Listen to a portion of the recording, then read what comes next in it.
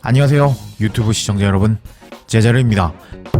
토트넘과 루턴타운의 프리미어리그 30라운드 경기가 3월 31일 일요일 새벽 00시에 시작될 예정입니다. 토트넘은 16승 5무 7패 59득 42실점으로 리그 5위에 랭크되며 한 경기 덜한 상태에서 에스턴 빌라와 승점 차이가 3점 차이 나고 있고, 루턴타운은 5승 7무 17패 42득 60실점으로 리그 17위 팀으로 18위에서 20위까지 강등되는 상황에서 18위 노팅엄에게 승점 1점 앞선 아슬아슬한 17위 자리를 유지하고 있습니다.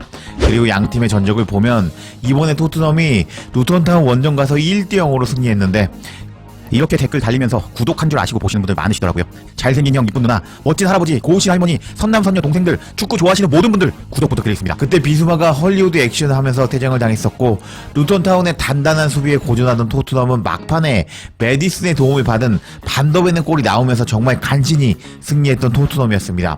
엔지 감독은 계속 4위에 얽매이지 않고 다음 시즌 리그 우승을 할 수 있는 팀이 되겠다고 말하고 있기는 하지만 4위 안에 들어가서 챔스 티켓을 확정 지어야지 챔스 나가면서 돈을 더 벌 수 있는 토트넘이기 때문에 4위 싸움을 하기 위해서라면 이번에 반드시 이겨야 되는 루턴타운과 경기라고 할 수 있겠습니다. 이렇게 이겨야 되는 토트넘이라고 할 수 있는데, 우리가 자고 있는 동안 영국에서는 토트넘의 흥미로운 소식들이 전해졌는데 어떤 소식들이 있는지 관련 소식들 바로 알아볼까요? 반더벤이 없는 상황 속에서 드라구시는 풀럼과 선발 풀타임을 출전하였는데, 드라구시는 그 경기에서 나름 잘했다고 생각하지만 모든 실점에서 아쉬운 움직임을 보여주면서 3대0으로 패배를 당한 토트넘이었습니다. 드라구시는 아직 프리미어리그의 템포에 완벽하게 적응하지 못한 것 같기 때문에 4위 싸움을 해야 하는 중요한 경기에서는 토트넘에게 정말 미친 활약을 보여주면서 현지 전문가들에게 극찬을 받고 있는 반더벤이 복귀해줬으면 하는 상황입니다. 이런 상황에서 반더벤의 몸 상태 소식이 전해졌습니다. 폴 오키프 기자가 전한 소식에 의하면 반더벤은 토트넘의 일부 훈련에 참여했지만 포스테코글루 감독은 이번 주말 루턴타운과 경기에서 기용할 것인지 아니면 다음 주 중 웨스트햄 경기까지 기다려야 할 것인지 선택의 상황에 직면해 있다 라는 소식이 전해졌습니다. 이런 소식을 보면 아직 반더벤의 몸 상태가 100%로 회복이 안 된 것을 알 수 있는데, 토트넘 팬들은 다양한 반응을 보여줬습니다. 반더벤이 완전히 회복한 후에 경기에 투입시킵시다. 반더벤이 복귀해서 햄스트링에 무리시키는 거 보고 싶지 않네요. 나는 드라구신을 믿을 거야. 우리가 드라구신에게 좋은 활약과 결과를 원한다면 드라구신을 장기적으로 신뢰해줘야 한다고. 토요일 일단 드라구신 선발로 씁시다. 반더벤은 다음 주 중 웨스트햄 경기에 씁시다. 저는 기다릴 겁니다. 반더벤이 완벽히 회복할 때까지 기다립시다. 루턴타운 경기는 쉬게 하고 웨스트햄 경기 투입시킵시다. 드라구시는 정말 좋은 선수이기 때문에 이번에 기회를 줘야 합니다. 프리미어 리그에서 루턴타운을 상대로 골을 넣은 우리 팀 선수로 유일한 반더벤을 벤치에 앉히는 건 용감한 선택일 것 같아요. 등등 다양한 반응을 보여주는 토트넘 팬들이었습니다. 제가 보기에는 루턴타운은 충분히 이겨볼 만한 경기지만 웨스트햄은 이번 시즌 지기도 했고 상대하기 빡센 상대라고 생각하는데요. 반더벤이 웨스트햄 경기 때 몸 상태가 100%라면 투입했으면 좋겠습니다. 그리고 최근에 프리미어 리그는 명예의 전당의 선수들을 추가로 헌액하기 시작했는데, 손흥민도 곧 명예의 전당에 오를 것이라는 소식이 전해졌습니다. 해당 소식은 골닷컴을 통해서 전해졌습니다. 내용을 살펴보면 애슐리 콜은 프리미어 리그 명예의 전당에 입성한 20번째 선수가 되었다. 전 아스날과 첼시의 레프트백은 시어러, 앙리, 드로우바 같은 전설적인 선수들과 함께 개인에게 수여되는 최고의 영예를 받았다. 선수들은 은퇴를 해야 명예의 전당 자격을 얻을 수 있지만 최근 후보 지명을 통해서 우리는 현재 어떤 선수가 은퇴하자마자 명예의 전당에 들어갈 것인지 생각해보게 되었다. 이 기사는 현재 프리미어 리그에서 뛰는 선수들만 고려했기 때문에 케인은 포함시키지 않았다. 그렇다면 누가 명예의 전당을 보장받을 수 있을 것이고 거의 명예의 전당까지 닿았고 기회가 없는 선수는 누구일까? 골닷컴이 알아보겠다 라면서 명예의 전당 보장 그리고 거의 닿았음, 시간이 필요한 단계로 선수들을 분류하는 골닷컴이었습니다.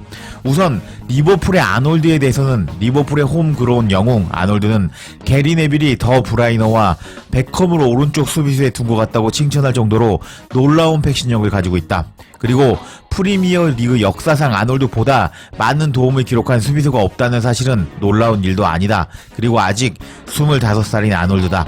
하지만 아놀드는 그 그의 커리어에서 최고의 해를 보내게 될지 두고 볼 일만 남아있을 것이다 라면서 시간이 필요하다고 평가했고, 리버풀의 알리송 키퍼에 대해서는 리버풀 역사상 가장 중요한 영입 중 하나로 뛰어난 볼 플레이 능력과 감각적인 세이브 능력을 갖춘 리버풀에게 30년간 리그 우승의 기다림을 끝내는 데 도움을 주었고 골든 글러브를 2회 수상했다. 그의 리버풀의 레거시는 이미 확보되었다. 하지만 알리송은 아마도 그의 전설적인 지위에 대한 모든 의심을 없애기 위해서는 또 다른 우승 메달이 필요할 것 같다 라면서 명예의 전당까지 거의 닿았다고 평가했습니다. 그리고 더 브라이너에 대해서는 벨기에의 마술사는 프리미어리그 데뷔 경기에서는 실망했을지는 모르겠지만 두 번째 경기는 환상적이었다. 맨시티에서 전례 없는 리그 지배의 시대를 이끄는 원동력 중 하나였다. 더 브라이너는 리그 우승으로 5회했고 프리미어리그 통산 도움 순위 3위를 차지했다. 간단히 말해서 영국 최고 수준의 공격 능력을 갖춘 선수 중 한 명이다 라면서 명예의 전당 보장이라고 평가했습니다. 와우. 그리고 맨시티의 후벤 디아스에게는 3년 연속 우승을 거뒀다. 하지만 시티 수비의 중심에 있는 그의 위상이 예전만큼 안전하지 않다는 점은 주목할 가치가 있다. 명예의 전당에 오르지 못할 가능성이 있다 라면서 거의 닿았다고 평가했습니다.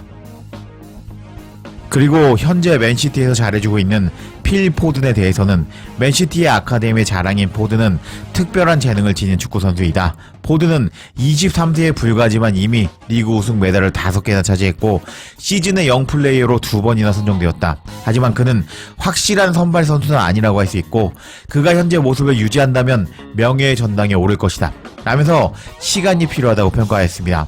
그리고 홀란드에 대해서는 홀란드가 프리미어 리그에서 골을 넣는 것이 어려울 것이라고 일부 전문가들은 평가했지만 홀란드는 전문가들을 조롱하기 시작했다.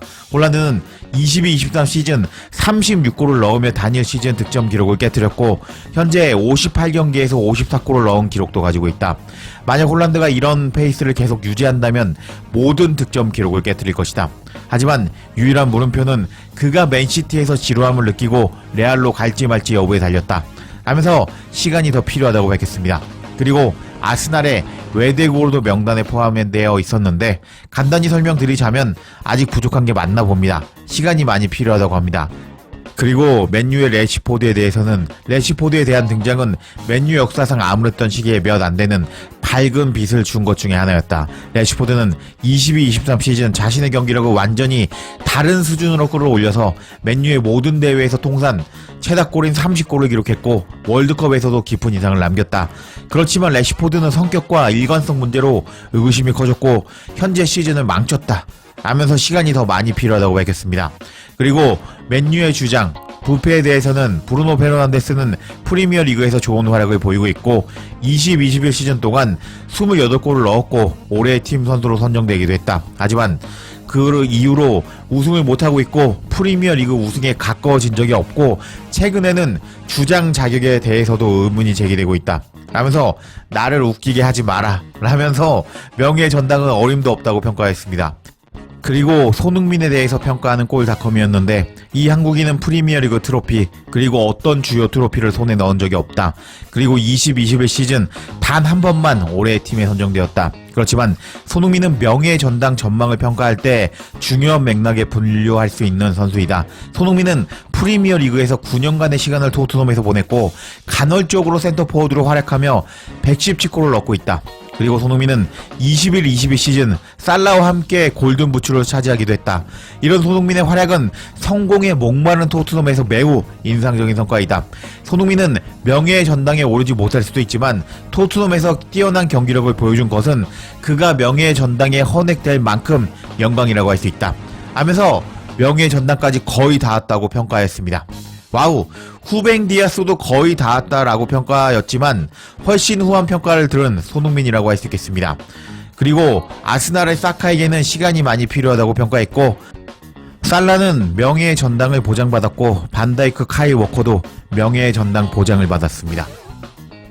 명예의 전당에 헌액되려면은 프리미어리그 경기 200경기 이상 출전하거나 득점왕 차지하거나 프리미어리그 올해의 선수에 선정되거나 그리고 프리미어리그 우승을 3번 달성하거나 100골 이상을 넣어야 한다고 합니다.